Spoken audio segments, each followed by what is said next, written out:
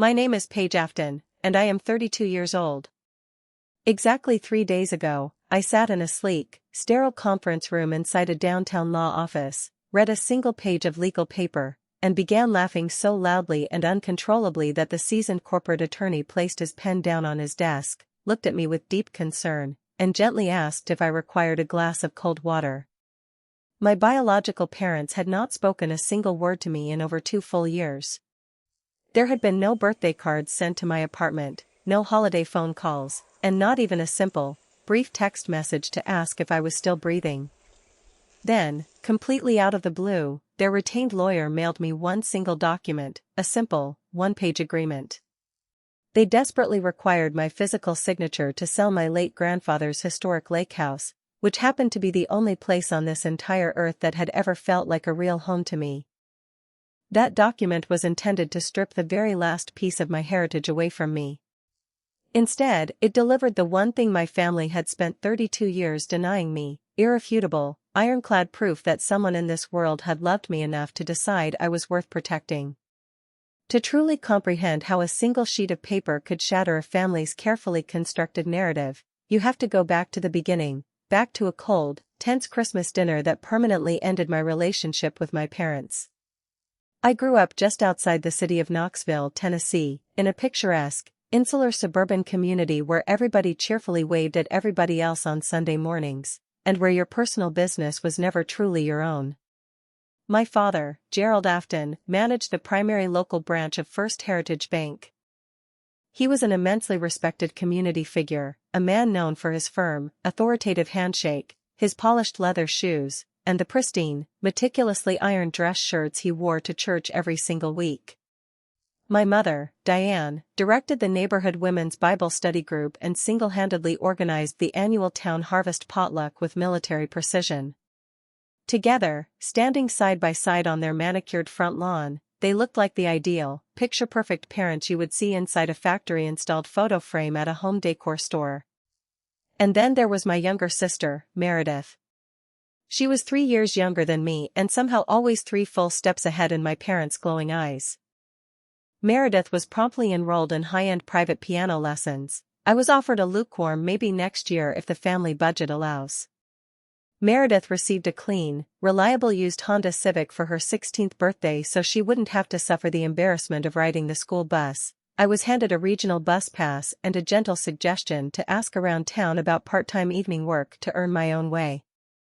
Meredith was assigned the large, sunny master bedroom upstairs because my mother insisted she required ample space to practice her music and store her expanding wardrobe. I was tucked away in a tiny, windowless room that shared a paper-thin wall with the utility room, quickly learning how to sleep through the deafening, vibrating roar of the washing machine's spin cycle.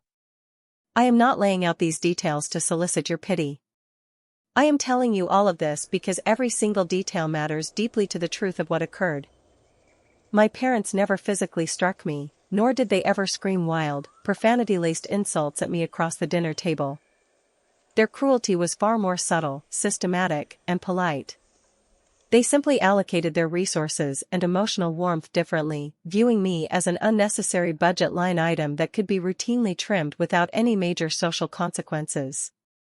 My father maintained a specific, rehearsed phrase that he pulled out whenever I mustered the courage to point out the glaring disparity between Meredith and myself.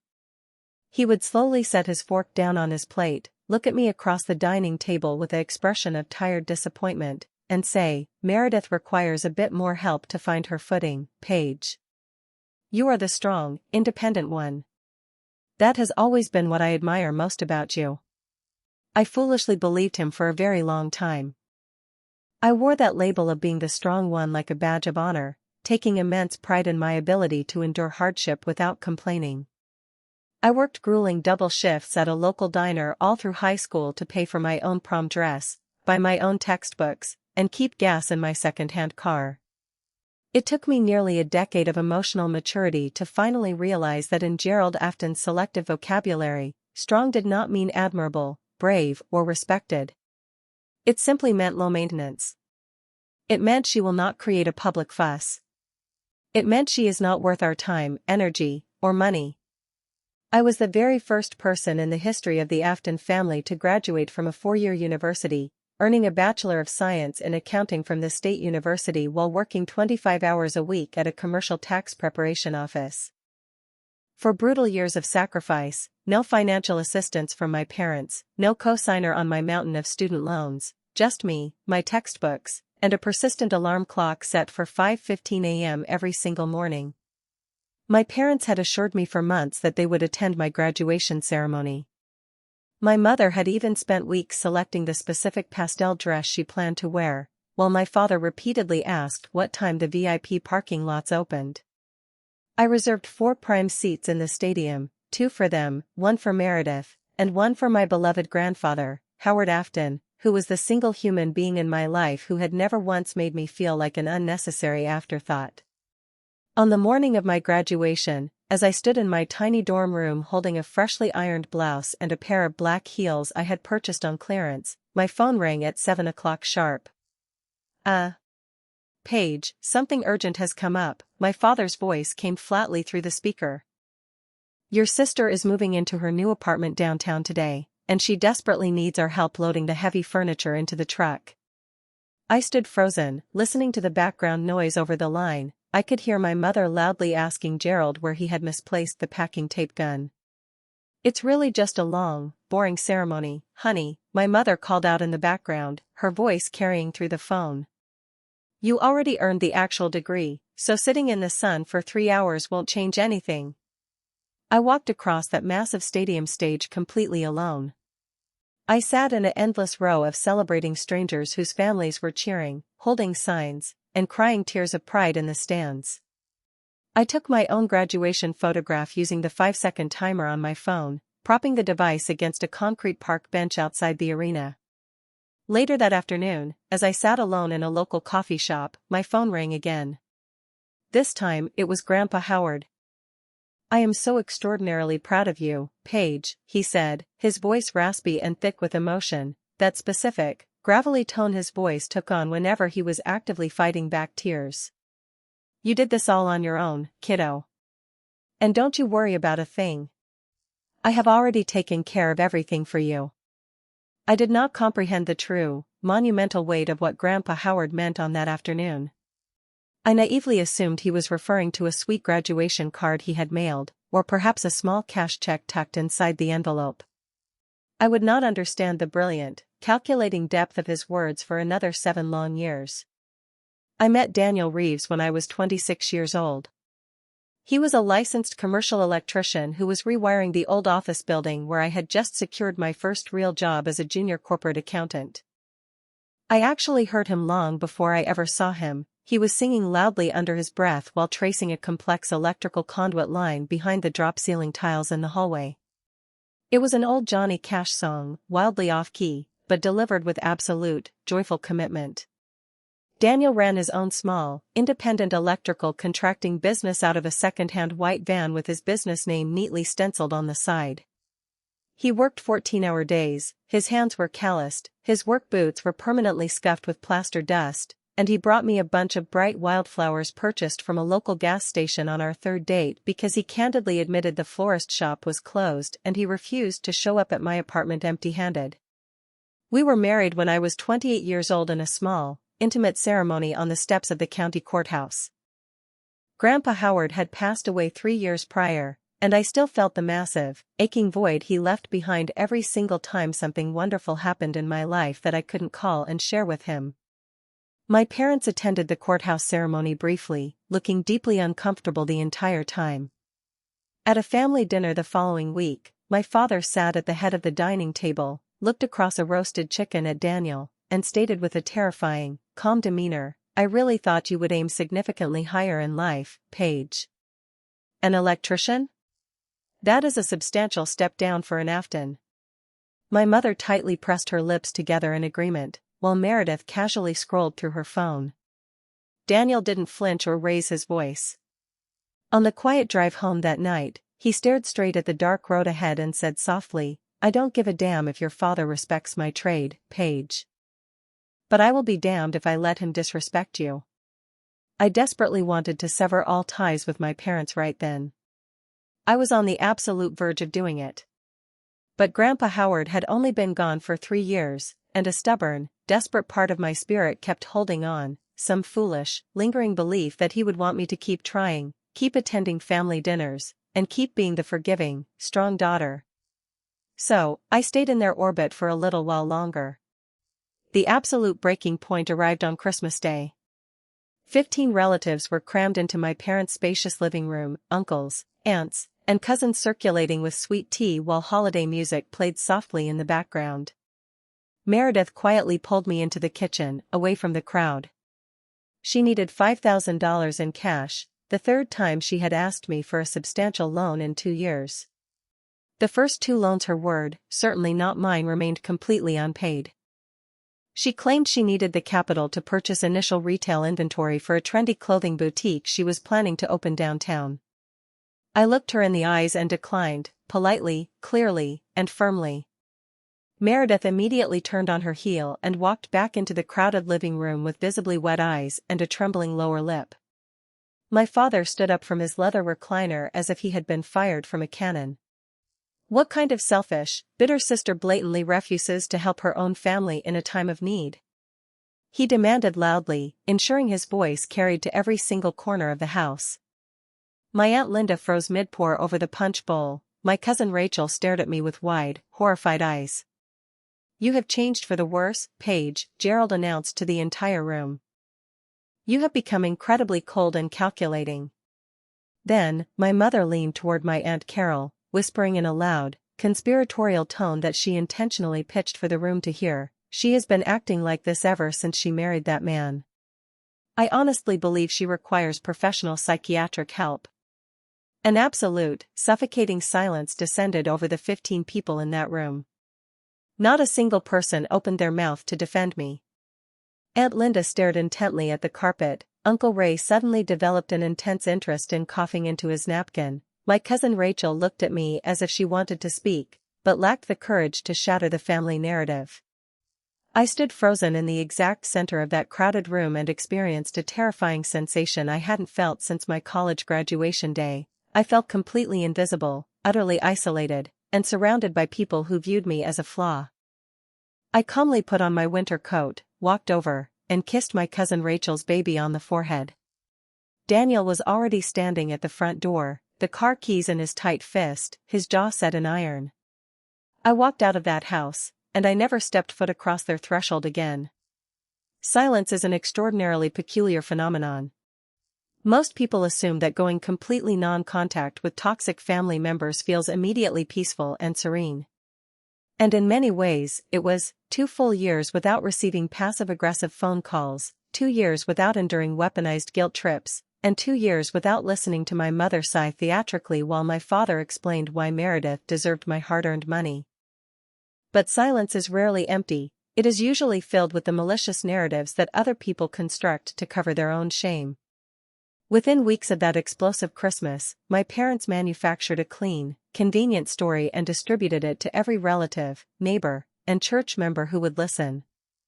Gerald made personal phone calls to extended family, while Diane cornered acquaintances after Sunday services.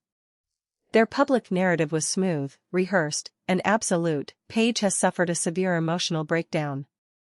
Her contractor husband is actively isolating her from her loving family. She is deeply unstable and desperately needs professional psychiatric intervention. My cousin Rachel called me in late January, her voice laced with deep concern. "Paige, your mom told the entire family that you are seeing a psychiatrist after having a manic episode at Christmas. Are you truly okay?" I sat at my kitchen counter, stunned. I had never seen a therapist in my life because I hadn't needed one. My mother had fabricated a mental health crisis out of thin air and served it to our relatives to ensure that if I ever tried to tell the truth about their financial exploitation, no one would believe me. It escalated further. Gerald personally contacted my former employer, a respected senior accountant I had worked for throughout college, under the guise of checking in on his troubled daughter's well-being. In a town as small as ours, a phone call like that from a prominent bank manager is not an act of parental love, it is a calculated grenade wrapped in polite concern. Rachel later confirmed that my father had explicitly described me to several aunts as being a potential danger to myself. He deliberately weaponized mental health terminology against his own eldest daughter simply because I had refused to hand over $5,000 to fund my sister's boutique and refused to sit quietly while my mother insulted my husband. One by one, the family phone calls ceased entirely. Aunts I used to exchange sweet Easter cards with stopped replying. Cousins who used to send birthday texts quietly drifted away. The social circle pulled tightly around Gerald and Diane like a drawstring, permanently sealing me on the outside. By the spring of that year, the only human being from my former life who still maintained contact with me was Rachel. Daniel and I eventually purchased a charming, modest home 45 minutes east in a different county, close enough to drive if I ever needed to, but far enough that I would never run into my father at the local hardware store on a Saturday morning. I secured a major promotion to senior accountant at a reputable corporate firm where no one knew my maiden name or cared about small-town gossip. Daniel's electrical business expanded rapidly. He hired a second licensed electrician, then a third, upgrading to a fleet of professional trucks. We built a beautiful, quiet, honest life together, a home with a wide front porch, a garden in the backyard, and a sunny kitchen window that caught the morning light. Yet, every single Christmas morning, despite the peace I had cultivated, I would find myself staring silently at my phone screen, scrolling through my contacts, hovering over family names I couldn't bring myself to delete, desperately wishing things had been different. But no one called. Not once in 2 full years. Daniel never pressured me to get over it or force a fake reconciliation. He would simply sit beside me on the couch, put his arm around my shoulders, and provide a quiet, unwavering presence. One evening, as we sat watching the sunset from the porch, I looked at him and asked, "Do you think I made a massive mistake by walking away, Daniel?" He didn't hesitate for a single second. "You will know if you made a mistake when you are ready, Paige," he said gently. "And if that day never comes, that is completely okay, too." I drove past Grandpa Howard's old lake house out on Cedar Mill Road once during those 2 years of silence. The wooden dock was starting to lean dangerously toward the water, and the paint on the exterior shutters had faded to a dull, weathered gray. I slowed my car down as I passed the driveway, but I didn't pull in. It hurt far too much. Every single square inch of that property was infused with his memory, the rich smell of aged cedar, the distinct squeak of the screen door, and the way he would always have an ice-cold chocolate milkshake waiting on the porch for me every Friday afternoon when he picked me up from school. I pressed my foot onto the gas pedal and kept driving. 2 years passed in that quiet, steady rhythm. Ordinary, peaceful days stacked on top of one another. I was healing, slowly, unevenly, but undeniably healing. Then, on a rainy Tuesday in mid-March, a formal manila envelope arrived in my mailbox. It bore the official return address of a prominent law firm in town that I had never dealt with before, and it was addressed specifically to Paige Afton. That envelope sat on my kitchen counter for 2 full days before I gathered the emotional courage to open it. 2 years of total silence, followed suddenly by a certified legal letter. I finally opened it at my kitchen table on a chilly Thursday morning while Daniel was out managing a commercial job site. The house was quiet, and my morning coffee was still steaming in my mug. The letter was signed by a Mr. Brennan, attorney at law, a high-priced estate lawyer based in my parents' town. The clean, professional letterhead contained a single page of text. It formally stated that Gerald Afton was currently initiating the total commercial sale of the residential property located at 14 Cedar Mill Road, Grandpa Howard's beloved lake house. The letter noted that as a potential legal heir to the broader estate of Howard Afton, I was formally being requested to sign an enclosed quitclaim deed, permanently waiving any and all future legal claims to the property. There was a bold signature line at the bottom, an urgent 30-day execution deadline, and a direct phone number for Mr. Brennan's office. I read the short page 3 consecutive times. 2 full years of complete silence, not a single birthday card, not a text asking if I was alive, not even an automated holiday email, and the very first time my family reached out to me, it was through a hired attorney demanding that I sign away the last physical piece of land my grandfather had ever touched. I set the letter down on the table and looked across the room at the small wooden shelf Daniel had built above our stove. Resting on that shelf was Grandpa Howard's old fishing tackle box, crafted from solid cedar, featuring aged brass hinges, with his initials HRA hand-carved into the top lid. It had been left specifically to me in his personal belongings after his funeral. Even after all these years, it still smelled faintly of lake water, dried earth, and linseed oil. Tucked securely against the very bottom of that tackle box, beneath old lures and fishing line, was a sealed white envelope I had kept unopened for 7 long years. I had originally discovered it while clearing out his nightstand after his funeral. The paper was slightly yellowed with age, taped shut at the seams, with his thick, unmistakable handwriting across the front, 4-page. Open only when you truly need it. I had never opened it. I had spent 7 years assuming it was simply a sentimental goodbye letter, a sweet, heartbreaking note that would make me weep for the grandfather I missed so terribly. That Thursday morning, for the very first time in 7 years, I pulled the envelope from the tackle box and broke the tape seal. My hands were remarkably steady until the paper tore open. Inside lay 2 distinct items. The first item was an official legal document, heavy, high-grade bond paper bearing a formal county clerk's raised seal and a notary stamp. The bold heading at the top read, Irrevocable Trust Deed, Howard R. Afton Family Trust. Directly beneath it, written in crisp legal type, was the legal description of the property located at 14 Cedar Mill Road, commonly known as the Lake House. The document stated in absolute, unyielding terms that the real property was held in a permanent, irrevocable trust managed by a Mr. Ted Calloway, Grandpa Howard's personal attorney. The sole named beneficiary of the trust was listed on page 3, page Elizabeth Afton. The second item was a single sheet of yellow-lined notebook paper, folded twice. The handwriting was slanted, heavy, and deliberate, the unmistakable script of a man who wrote with immense strength and zero patience for fluff. Paige, my sweet girl. I know your father Gerald better than he knows himself. He means well in his own mind, but he is completely blind and irrational when it comes to your sister Meredith. He will attempt to strip everything from you the moment I am gone to fund her life. This lake house is yours, Paige. It has always been yours, and it will forever be yours.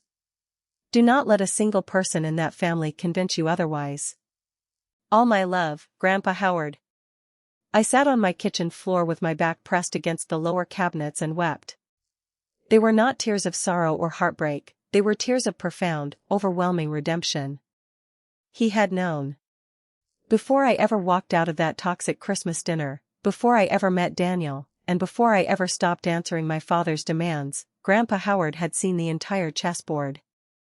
He had witnessed the injustice, he had anticipated their greed, and he hadn't merely felt sorry for me, he had quietly, brilliantly taken legal action to shield me from the grave. I sat on my kitchen floor for nearly an hour, clutching Grandpa Howard's letter to my chest, letting the cool linoleum floor ground me as the initial flood of tears finally subsided. Daniel came home from his job site later that evening, his work boots dusty and his face tired. The moment he walked into the kitchen and saw the legal documents spread across the quilt on our dining table, he didn't ask a dozen frantic questions. He simply set his lunchbox down, pulled up a chair beside me, rested his large, warm hand over mine, and sat in complete, supportive silence while I explained everything. The following morning, I picked up the phone and called Mr. Ted Calloway, the personal attorney listed on Grandpa Howard's trust deed. He answered on the second ring, his voice calm, deliberate, and entirely unhurried. The moment I identified myself, he let out a soft, knowing sigh and confirmed that the irrevocable trust was completely valid, legally binding, and had remained untouched in his office safe for 7 years. Your father's name does not appear anywhere on the trust deed, Paige, Mr. Calloway assured me. He possesses zero legal authority over that property. Your grandfather explicitly designed this trust to protect you from the exact situation you are currently facing. Later that same afternoon, I dialed the phone number printed on the letter from my parents' high-priced lawyer, Mr. Brennan. The receptionist answered with that practiced, rehearsed tone common to small-town law offices, assuming I was calling to meekly surrender. Are you calling to confirm that you have signed and notarized the quitclaim deed, Mrs. Reeves? She asked crisply. I am calling to schedule an in-person meeting with Mr. Brennan, I replied, keeping my voice flat and devoid of emotion. I have several critical legal questions regarding the property before I consider signing anything." She paused, the sound of her keyboard clicking rapidly in the background, before informing me that Mr. Brennan had an opening at 10 o'clock the following morning. I confirmed the appointment, immediately called Mr. Calloway back, and requested that he prepare certified, court-stamped copies of the original trust deed, the county filing receipts, and the beneficiary schedule. Mr. Calloway agreed without hesitation, offering to remain on standby by phone during my meeting. I spent the next 5 days preparing for that confrontation, not with emotional anxiety, but with the cold, methodical precision of an auditor preparing for a high-stakes corporate investigation. I reviewed every single clause of the trust, cross-referenced the county land registry records online, and confirmed that the lake house had been officially transferred into the trust 3 years prior to Grandpa Howard's death, meaning it had completely bypassed probate and had never legally belonged to my father for a single second. On Thursday evening, my cousin Rachel called my cell phone, her voice laced with deep anxiety. She revealed that my father had been frantically calling relatives, local business leaders, and church acquaintances for weeks, visibly stressed about money. Gerald refinancing his own home on Birchwood Street 8 months ago to co-sign a massive commercial loan for Meredith's downtown clothing boutique, Rachel whispered into the receiver. "The boutique is completely failing, Paige. The creditors are demanding immediate payment, and Uncle Gerald owes the bank over $180,000 on his personal guarantee. He found a commercial buyer willing to pay $320,000 in cash for Grandpa's lake house to cover the debt, and he has been telling everyone in town that you would sign the quitclaim deed without a single word of protest." Hearing those facts, the entire puzzle clicked together in my mind with terrifying clarity. My father, the prominent bank manager who had publicly labeled my electrician husband a downgrade, had recklessly gambled his own financial future on my sister's vanity project, and he was fully expecting his discarded, unstable daughter to quietly sign away her inheritance to bail him out of his own ruin. Friday morning arrived under a heavy, overcast Tennessee sky. I placed Grandpa Howard's cedar tackle box on the passenger seat of my car, tucked the thick manila folder containing the certified trust documents into my leather bag, and drove the 45 minutes back to the hometown I had left behind 2 years ago.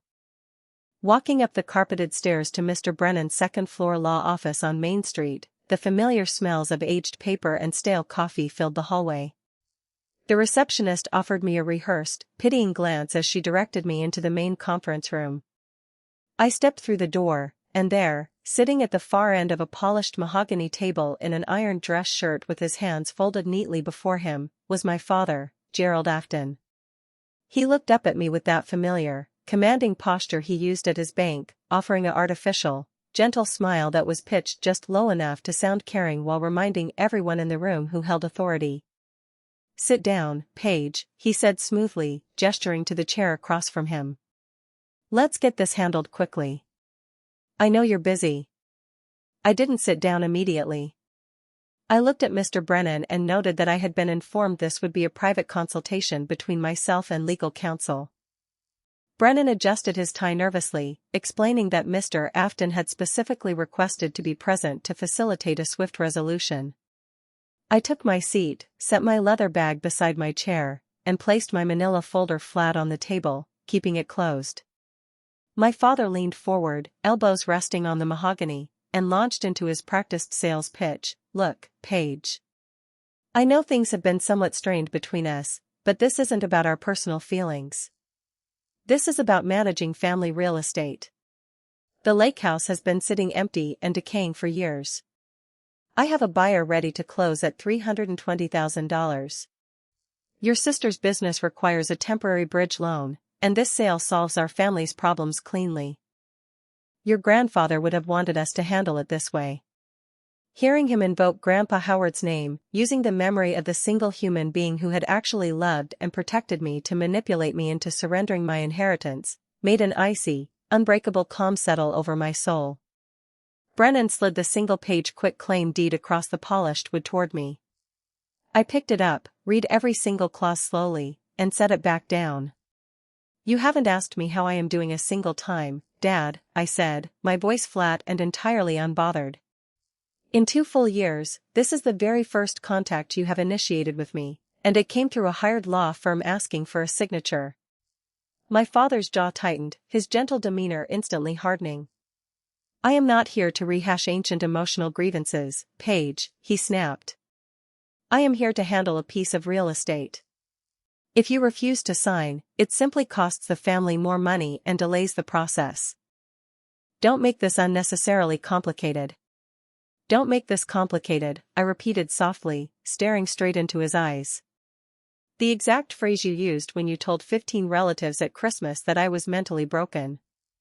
The phrase you used when you skipped my college graduation. I reached down, unclipped my manila folder, and pulled out the 8-page certified trust deed, sliding it across the mahogany table directly into the center of the room. Before we discuss your quitclaim deed any further, Dad, I think you and Mr. Brennan ought to review this official document. My father glanced at the paper with deep irritation. What on earth is this? It is an irrevocable trust deed executed 7 years ago by Howard Afton, I explained, leaning back in my chair. It explicitly transfers the real property at 14 Cedar Mill Road into a permanent trust, naming me, Paige Afton, as the absolute sole beneficiary, under the management of attorney Ted Calloway. It completely excluded the property from your father's estate, meaning it never passed through probate, and it never belonged to you for a single second. An absolute, crushing silence descended upon the conference room. My father didn't touch the paper at first, staring at me as if I had spoken in a foreign language. But Mr. Brennan immediately reached across the table, grabbed the document, and began frantically reading through the pages. I watched the lawyer's face closely as he reached page 3, saw the official county clerk's raised seal, and read the explicit beneficiary designation. Brennan removed his glasses, rubbed the bridge of his nose, and looked at my father with an expression of profound professional dread. Mr. Afton, Brennan said, his voice dropping into a formal, cautious register. Were you personally aware that your father established an irrevocable trust for the lake house property prior to his passing? My father's face went completely pale. That is legally impossible. The lake house was part of his general estate. It came to me as next of kin through probate. According to these certified county records, Gerald, Brennan corrected him firmly, the property was legally transferred into this trust 3 full years before your father died. If these certified documents are authentic, and the county clerk's stamp indicates they are, the lake house was entirely excluded from probate. You never owned this property. My father spun around to face me, his voice cracking violently along the seams of his composure. Where the hell did you get those papers, Paige? My father would never go behind my back like this. I met his furious gaze without flinching. He didn't go behind your back, Dad. He took legal action to protect his granddaughter from your greed. There is a massive difference. Brennan immediately picked up his office desk phone and dialed the number for Ted Calloway listed on the card I provided. He placed the call on the conference room speakerphone. Within seconds, Mr. Calloway's calm, authoritative voice filled the room, confirming the absolute validity of the irrevocable trust, verifying that the property belonged exclusively to the trust for my benefit, and explicitly stating that no sale or transfer could ever occur without my written authorization. Brennan thanked Mr. Calloway, ended the call, and turned to my father with a somber expression. Mr. Afton, I am officially terminating our representation regarding this sale. The quitclaim deed I prepared is entirely void. You have zero legal standing to sell this property. Furthermore, if you have executed a commercial sales agreement with a buyer claiming to hold clear title, you are facing severe civil liability. My father pushed his chair back violently, the metal leg screeching against the floor. He stood over the table, pointing a shaking finger at my face. You planned this whole thing. He shouted, his voice laced with pure panic and rage. You sat on these papers for 7 years, waiting for the perfect moment to ruin me. I didn't plan anything, Dad, I replied, standing up slowly, picking up my folder. I didn't even open that envelope until your lawyer mailed me a letter demanding I surrender the last thing Grandpa left me. You brought yourself to this table. My father sank back into his chair, covering his face with his hands. When he pulled them away, the proud, powerful bank manager had completely vanished. He looked aged, diminished, and utterly broken. "Paige, you don't understand," he whimpered, his voice cracking. "If I cannot complete this sale, your sister's business will collapse. Your mother and I refinanced our home on Birchwood to co-sign her loans. We could lose our house." I looked down at him from across the table, feeling a faint, lingering ache for the father he could have been, but refusing to allow his emotional manipulation to pull me back into his toxic orbit. "You refinanced your own home and put your retirement on the line for Meredith," I said softly.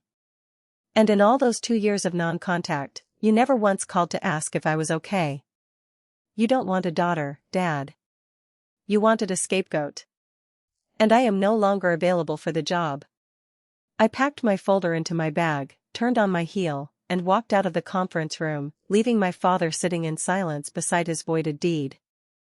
The legal and financial fallout from that meeting swept through my family with brutal, undeniable force over the following months. Unable to deliver clear title to the lake house, the commercial cash buyer walked away from the deal immediately. Deprived of the $320,000 lifeline, Meredith's clothing boutique defaulted on its commercial debt within 90 days, forcing her to liquidate her inventory for pennies on the dollar and close the store permanently. The bank called my father's personal guarantee, forcing Gerald to sell his beloved truck, drain a massive portion of his 401k savings, and face severe tax penalties. To cover the remaining mortgage debt on their Birchwood Street home, my father was forced to push his planned retirement back by 5 years, working long, grueling hours as a low-level loan officer while my mother quietly withdrew from her high society church committees out of sheer embarrassment. The small-town gossip mill quickly uncovered the truth. The story my parents had spun about their unstable, ungrateful daughter completely unraveled when the public county trust records proved that Gerald had tried to illegally sell a property that belonged to his daughter. Meredith eventually took a modest job as an assistant manager at a regional furniture store, finally learning the value of hard, honest work. My father reached out to me via a short text message 6 months later, stating simply, "I am beginning to understand." I did not immediately rush to reconcile, nor did I block his number. I kept my boundaries firm, leaving the door open for a future relationship based strictly on honesty, mutual respect, and total accountability rather than financial exploitation. One warm Saturday afternoon in May, Daniel and I drove out to Cedar Mill Road to begin restoring Grandpa Howard's lake house. The spring sun was bright and golden, casting shimmering light across the calm water. Daniel worked on replacing the ancient electrical panel and fixing the porch lights, while I spent the afternoon sanding the green Adirondack chair on the wooden dock, the very chair Grandpa Howard had built by hand the summer I turned 10. I sat down in the chair, feeling the warm, smooth wood beneath my fingers, listening to the gentle lap of the water against the wooden pylons. I pulled out the small framed photograph I had found in his workshop, the picture of 6-year-old me holding a fish on this very dock while Grandpa Howard laughed proudly behind me.